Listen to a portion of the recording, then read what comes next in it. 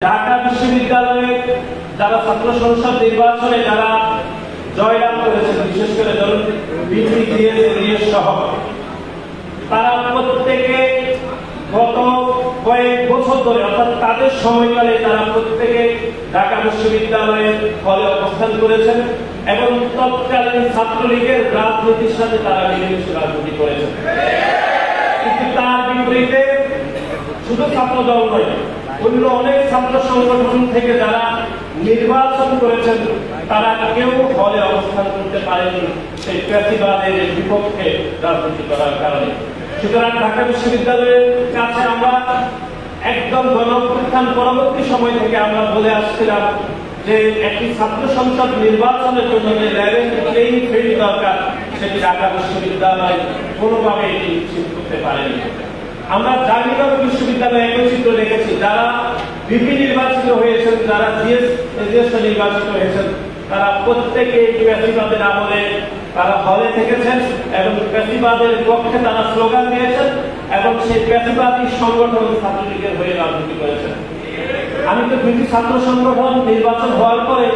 আশঙ্কা করছিলাম যে বাংলাদেশের যতগুলো ছাত্র সংসদ নির্বাচন হবে ততগুলো ছাত্র সংসদে বিপিজিএস যারাই হবে তাদের পূর্বে অবশ্যই ছাত্রলীগের পদপদবি থাকতে হবে, এরকম একটা কন্ডিশন যেন চলে আসছে। আমরা ঢাকা বিশ্ববিদ্যালয়ে দেখেছি, জাহাঙ্গীরনগর বিশ্ববিদ্যালয়ে দেখেছি যে বিপিজিএস যারা হবেন তারা পূর্বে ছাত্রলীগ করেছেন অথবা ছাত্রলীগের পদে থেকেছেন, এরকম এক ধরনের আবহাওয়া থাকতে হবে। আমরা মনে করি যে শিক্ষার্থীরা হয়তো ভোট দিয়েছেন অথবা কোনো অনিয়ম হয়েছে, যেটিও হয়ে থাকুক, বাংলাদেশ জাতীয়তাবাদী ছাত্রদল সবসময় ন্যায়ের পক্ষে, গণতন্ত্রের পক্ষে, শিক্ষার্থীদের পক্ষে আমাদের আপসহীন সংগ্রাম সবসময় প্রকাশ্যে চলমান থাকবে। আমরা মনে করি হয়তো 4টি ছাত্র সংসদ নির্বাচনে আমরা পরাজিত হয়েছি, আমরা মনে করি এই পরাজয় থেকে শিক্ষা নিয়ে ভুলগুলো শুধরে আমাদেরকে ভবিষ্যতে এগিয়ে যেতে হবে এবং বাংলাদেশ জাতীয়তাবাদী ছাত্রদল আমরা বিশ্বাস করি যে দীর্ঘ 5 দশকেরও বেশি সময় ধরে বাংলাদেশের শিক্ষার্থীদের অধিকার আদায়ের জন্য যেরকম আমরা আন্দোলন সংগ্রাম করেছি, যেরকম গণতন্ত্রের জন্য আমরা আন্দোলন সংগ্রাম করেছি এবং একই সাথে বাংলাদেশের মালিকানা বাংলাদেশের মানুষের হাতে ফিরিয়ে দেওয়ার জন্য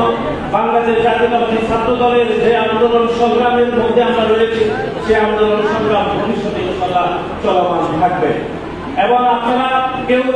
ভবিষ্যতে ধৈর্যচ্যুত হবেন না, কেউ ধৈর্য হারাবেন না। আপনাদেরকে আমরা পরামর্শ দিচ্ছি, শিক্ষার্থীদের অধিকারের জন্য আপনারা নিরলসভাবে কাজ করবেন, বাংলাদেশের মানুষের ভোটাধিকার রক্ষার জন্য আপনারা অতীতের মতো ভবিষ্যতেও কাজ করবেন, কিন্তু কোনোভাবে আত্মপরিচয় লুকিয়ে গোপন তৎপরতার মাধ্যমে রাজনীতি করে যেভাবে বিপিজিএস নির্বাচিত হয়েছে তারা হয়তো আত্মতুষ্টিতে রয়েছে, শিক্ষার্থীদেরকে বিভ্রান্ত করেছে। আমরা মনে করি এই সময়সীমাও খুব দ্রুতই ফুরিয়ে আসবে এবং বাংলাদেশ জাতীয়তাবাদী ছাত্র দলের প্রতিটি নেতাকর্মী যদি শিক্ষার্থীদের সাথে কাজ করে ভবিষ্যতে আমরা ইনশাআল্লাহ আশাবাদী পরের ছাত্র সংসদ নির্বাচনগুলোতে অথবা ভবিষ্যতে যে কোনো ছাত্র সংসদ নির্বাচনগুলোতে বাংলাদেশ জাতীয়তাবাদী ছাত্র দল ইনশাআল্লাহ ইতিবাচক ফলাফল করবেই করবে। আজকের এই আয়োজনে একটু পরে প্রধান অতিথি বক্তব্য রাখবেন। ইতিমধ্যে রাজশাহী বিশ্ববিদ্যালয় ছাত্র দলের একটি কমিটি গঠিত হয়েছে। আপনারা জানেন যে আমরা বিভিন্ন একটি ক্রান্তিকাল অতিক্রম করে একটি কমিটি গঠন করেছি এবং ইনশাআল্লাহ আরো কিছুদিনের মধ্যে আমরা বিশ্বাস করি রাজশাহী বিশ্ববিদ্যালয়ের এই সাংগঠনিক কাঠামোকে আমরা আরেকটু গতিশীল করতে আমরা আবার নতুন করে একটি সাংগঠনিক কাঠামো গঠন করতে পারব এবং পরিশেষে রাজশাহী বিশ্ববিদ্যালয়ের ছাত্র দলের